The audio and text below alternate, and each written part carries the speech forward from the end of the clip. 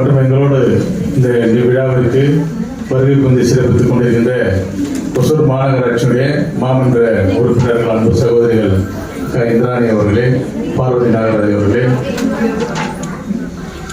மற்றும் தேவி மாதேஷ் அவர்களே மற்றும் பாகியலட்சுமி குப்புசாமி அவர்களே மற்றும் இங்கு வருகை புரிந்திருக்கின்ற சக்திவேல் அவர்களே, இங்கே இருக்கின்ற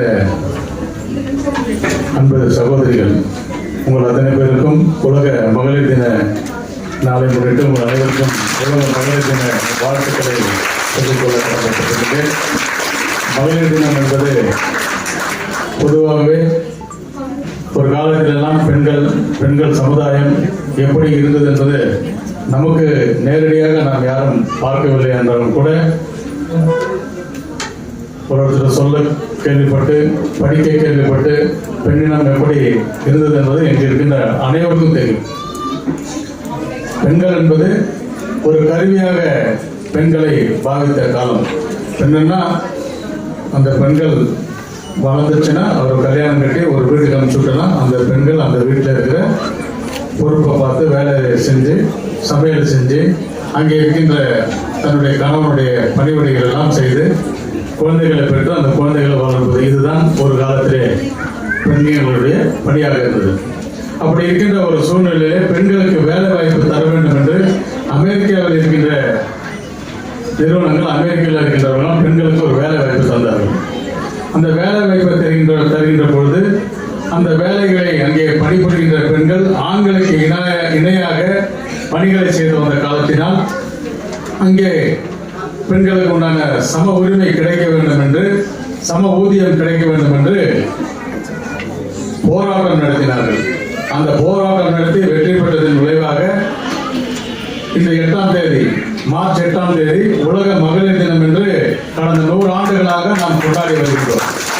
இந்த உலக மகளிர் தினம் என்பது ஒரு அரசு விடுமுறை நாள். உலகமெங்கும் இருக்கின்ற நாடுகளிலே அரசு விடுமுறையாக அறிவிக்கப்பட்டு இந்த பெண்களை போற்றுகின்ற வகையிலே இன்றைக்கு உலக மகளிர் தினம் கொண்டாடி கொண்டிருக்கின்றோம்.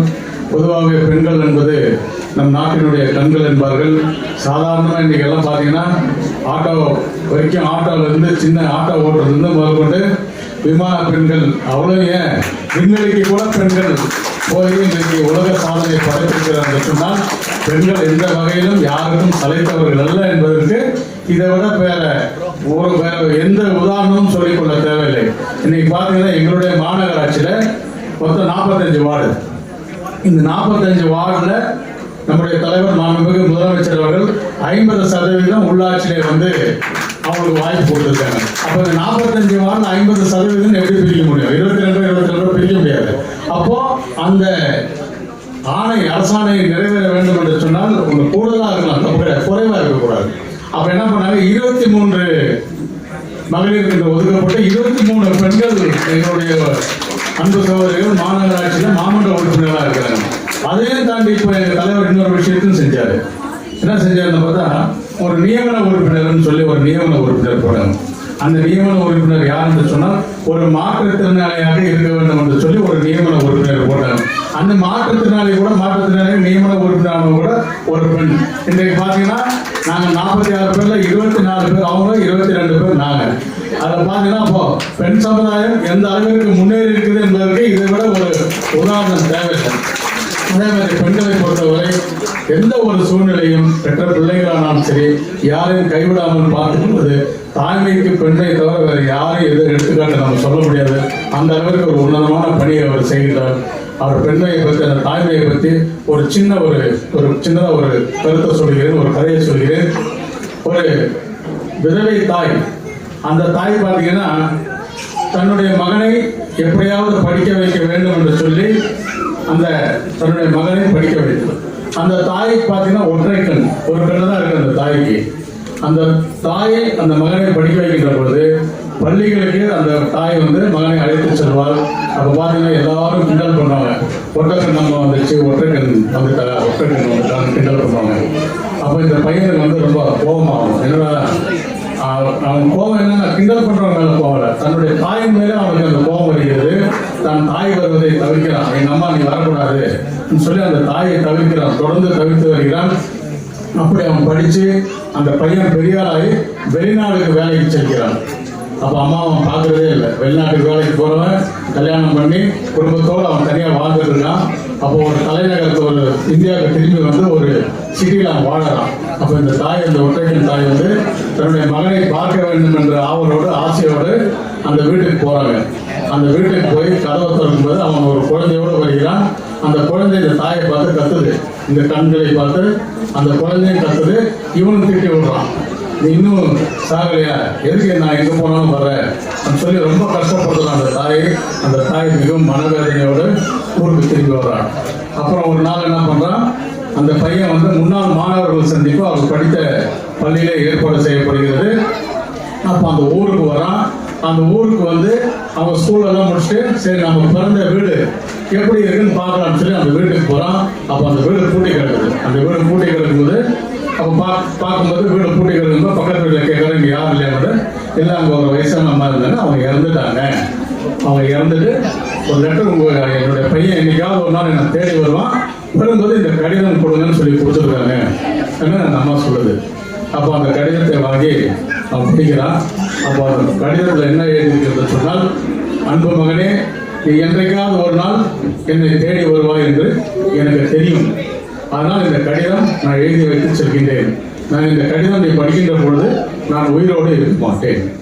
ஆனால் சிறு வயதிலே நீ ஒரு விளையாட்டிக் கொண்டிருக்கின்ற பொழுது கண்ணிற்கு அடிபட்டு உன் கண் ஒரு கண் போய்விட்டது. அந்த கண் என்னுடைய கண், நான் உனக்கு பொருத்தி இருக்கின்றேன். என் மூலம் நீ இந்த உலகத்தை காண்பாயாகன்னு சொல்லி அந்த தாய் சொல்லுது. என் கண்ணு தான் உனக்கு வச்சிருக்கேன், எடுத்து மாற்று கண்ணாக உனக்கு தான் கண்ணு போச்சு, உனக்கு வைத்திருக்கிறேன் என்று சொல்கிறார். அந்த அளவிற்கு தாய்மை என்பது ஒரு பெரிய விஷயம். தாய்மையோட இந்த உலகத்திலே சிறந்தது, உயர்ந்தது, பெரியது என்று அதற்கு ஈடாக இணையாக நீங்கள் எந்த விஷயத்தையும் சொல்ல முடியாது என்பதை இந்த நேரத்தில் தெரிவித்துக் கொண்டு அந்த தாய்மை பண்பை பெற்ற உங்கள் அனைவருக்கும் மீண்டும் மகளிர் தின வாழ்த்துக்களை சொல்லி விடைபெறுகிறேன். நன்றி, வணக்கம். மங்கையரா பிறந்ததுக்கு நாம பெருமை கொள்ளணும், சிறப்பு கொள்ளணும். நம்மளோட பெஸ்ட் யாரும் இல்லைன்னு முதல்ல நம்ம நம்பிட்டாவே போதும். மற்றவங்க நம்பணுங்கிற அவசியம் கிடையாது, நம்ம வைக்கிறதுக்காகவும் நாம கிடையாது. அதனால முதல்ல நம்மளை நம்பி கால் எடுத்து வச்சோம்னாவே நல்ல பாதைக்கு கண்டிப்பா செல்லலாம். ஐயா இவர் நம்மளுக்கு மேயர் அவர்கள் சொன்ன மாதிரி உண்மையாவே எங்களுக்கு தமிழக முதல்வர் வந்து 50% இடஒதுக்கீடு அப்படின்னு சொன்னதால மட்டும்தான் எங்களுக்கெல்லாம் இந்த வாய்ப்பு கிடைச்சிருக்கு. ஏன்னா எங்களால் திடீர்னு வீட்டில் கூட்டு வந்து நிக்க வச்சு கவுன்சிலர் ஆகிட்டாங்க. எங்களுக்கு அதாவது டிஆர்பி எக்ஸாமுக்கு ரெடி ஆகிட்டு இருந்த என்ன கூட்டு வந்து கவுன்சிலர் தேர்தல் நிக்க வச்சுட்டாங்க. என்னன்னா 50% இடஒதுக்கீடு, லேடிஸ் மட்டும் தான் இந்த வார்டில் நிக்க முடியும் அப்படிங்கிறதுக்காக எங்களுக்கு இந்த வாய்ப்பு கிடைச்சது. உண்மையிலே இது மிகப்பெரிய வாய்ப்பு. நான் டிஆர்பி முடிச்சு ஒரு டீச்சரா போயிருந்தேன்னா கூட இந்த மாதிரி இவர் ஈக்குவலா உட்கார்ந்து இருக்கிற வாய்ப்பு எனக்கு சத்தியமா கிடைச்சிருக்காது. எவ்வளவு பெரிய வாய்ப்பை ஏற்படுத்தி கொடுத்த என் குடும்பத்தாருக்கும் மாண்புமிகு முதலமைச்சர் அவர்களுக்கும் இந்த நேரத்துல நான் நன்றியை தெரிவிச்சுக்கிறேன். அதே மாதிரி நம்ம வீட்லயாகட்டும், ஒர்க் பண்ற இடத்துலயாகட்டும், நம்மளுக்கு ஏற்ற அந்த ஸ்பேஸை கொடுத்து நம்மள வந்து ஒரு கம்ஃபர்ட் ஜோன்ல வச்சிருந்தாங்க மட்டும்தான் நம்மளோட பர்ஃபார்மன்ஸை நம்ம ஃபுல் ஃபிளெஜ்டா நம்ம கொடுக்க முடியும். அந்த மாதிரி எங்க வீட்லயுமே எனக்கு வந்து இந்த ஃபீல்ட்ல ஒர்க் பண்றதுக்கு ரொம்ப சப்போர்ட்டிவா இருக்கிறது என்னோட ஹஸ்பண்ட். ஏன்னா அவர் சொல்லாம போயிட்டா மேற்குவார், ஏமா அவர் பின்னாடியே நிற்கிறாரு, அவர் எப்பவாவது மறந்துடுறீங்க நீங்க அப்படின்னு. அதனால இந்த நேரத்துல என்னோட கணவருக்கும் என் தந்தையாருக்கும் நான் நன்றியை தெரிவிச்சுக்கிட்டு, அதே மாதிரி மாமன்ற உறுப்பினர்களாகிய எங்களுக்கு மேடம் சொன்ன மாதிரி எப்பொழுதும் சிரிச்ச முகத்தோட இருக்கிற இப்படி ஒரு மேயர் கிடைச்சது என்னுடைய பாக்கியம்.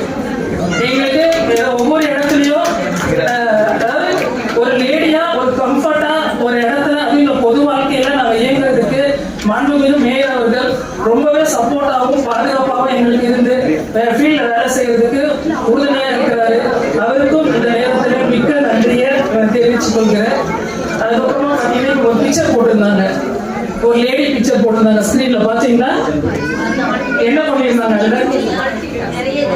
மல்டி டாஸ்க் இல்ல, ஒரு கையில லேப்டாப் ஒரு கையில கிச்சன் வீடு. அதனால நம்ம வந்து வீட்டையும் பேலன்ஸ் பண்ணணும், நம்ம வேலை செய்யற நம்ம வச்சிருக்க தொழிலையும் நம்ம பேலன்ஸ் பண்ணி செய்யணும். அப்ப ஆண்களை விட 2 மடங்கு உழைக்க வேண்டிய நிலைமையில, உழைக்க வேண்டிய இடத்துல நம்ம இருக்கிறோம். ஏன்னா இதுல எது ஒண்ணு இறங்கினாலும் குறைஞ்சாலுமே உடனே நம்மளுக்கு வந்து அதை வந்து விமர்சிக்க ஆரம்பிச்சிருவாங்க. அதாவது ஒவ்வொரு ஆணையும் பின்னாடி வெற்றிக்கும் ஒரு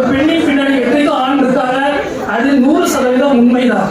அது எப்போனாக்கா நம்ம ரெண்டையுமே பேலன்ஸ் பண்ணி சக்சஸ்ஃபுல்லா போய்கிட்டு இருக்கும் போது தான் அந்த ஆண் வந்து நம்ம பின்னாடி சப்போர்ட்டிவா இருப்பாங்க. அப்படி இல்லாட்டி இது தேவை அவங்களுக்கு.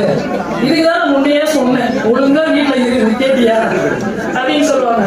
அதனால நம்ம ரெண்டையுமே பேலன்ஸ் பண்ணி நம்ம போகிறதுக்கு கண்டிப்பா ஆண்களை விட 2 மடங்கு நம்ம உழைக்க தயாரா இருக்கணும். நான் உழைக்கிறோம், உங்களோட அதிகமா நம்ம போறோம் அப்படிலாம் யோசிக்க கூடாது. ஏன்னா உன்னோட சுயமரியாதை உன்னை பெண்கள்னாவே ஒரு ஈக்குவாலிட்டி என்ன நினைக்கிறான்னா, நான் 2 நாள் பாத்திரம் தைச்சாக்க நீ 2 நாள் பாத்திரம் தேய், நான் துணி துவைச்சேன்னா நீ சமையல் செய். இது ஈக்குவாலிட்டி கிடையாது. ஆணுக்குன்னு ஒரு கட்டமைப்பு இருக்கு, பெண்ணுக்குன்னு ஒரு கட்டமைப்பு இருக்கு. நம்மளுக்கான வேலையை நம்ம கண்டிப்பா செய்யணும். அதே மாதிரி ஒரு ஆண் வேலைக்கு போகாம வீட்டுல உட்காந்து ஒத்துக்கோம். நம்ம ஆணுங்க வந்து வேலைக்கு போகணும், கண்டிப்பா வேலைக்கு போகணும். வேலைக்கு போயிட்டு வந்து வீட்டுல நம்மளுக்கு சப்போர்ட்டிவா இருக்கணும். அதே மாதிரி பெண்ணுன்றவங்களுக்கு வீட்டை குடும்பத்தை வழிநடத்துவதுதான் உங்களோட கட்டமைப்பு. அதை 100% செஞ்சுட்டு ஆண்களுக்கும் நம்ம சப்போர்ட்டிவா இருக்கிறோம். இந்த இடத்துல வந்து 2 நாள் துணி துவைக்கிறது பாத்திரம் தேய்க்கிறது ஈக்குவாலிட்டி கிடையாது. அந்த இடத்துல ஆணுடைய கஷ்டத்தை நம்ம பங்கு கொள்ளும் போது அந்த ஆண் நம்மளுக்கு அதே சரிசமமான மரியாதையை கொடுக்குறாரா, அதுதான் ஈக்குவாலிட்டி. நம்ம மரியாதையா நடத்துறாரா, நம்ம சுதந்திரமா செயல்படுறதுக்கு ஒத்துழைக்கிறாரா, இதுதான் நம்ம ஈக்குவாலிட்டியா இருக்கணும். ஏன்னா இப்ப ரீசெண்ட் டைம்ல பாத்தீங்கன்னா யூடியூப்ல இப்ப ராதிகா மேம் கூட சொன்னாங்க, அவங்களுக்கு தெரிஞ்ச ஒரு பொண்ணு வந்து ரொம்ப பிரம்மாண்டமா கல்யாணம் பண்ணி கொடுத்தாங்க, 1 மாசத்திலேயே டைவர்ஸ் ஆயிடுச்சு. என்னமா கேட்டா எங்க மாமியார் காஃபி கொடுத்தான்னு சொல்றாங்க. சீரியஸா சொல்லுங்க, இது ஈக்குவாலிட்டியா? நம்ம இந்த இடத்துல வந்து உட்கார்றதுக்கு 1 நாள் 2 நாள் 10 நாள் 100 நாள் 1 வருஷம் 100 வருஷம் கஷ்டப்படல, 1000 வருஷங்கள் கஷ்டப்பட்டு தான் இந்த மேடை பெண்களுக்கு கிடைச்சிருக்கு.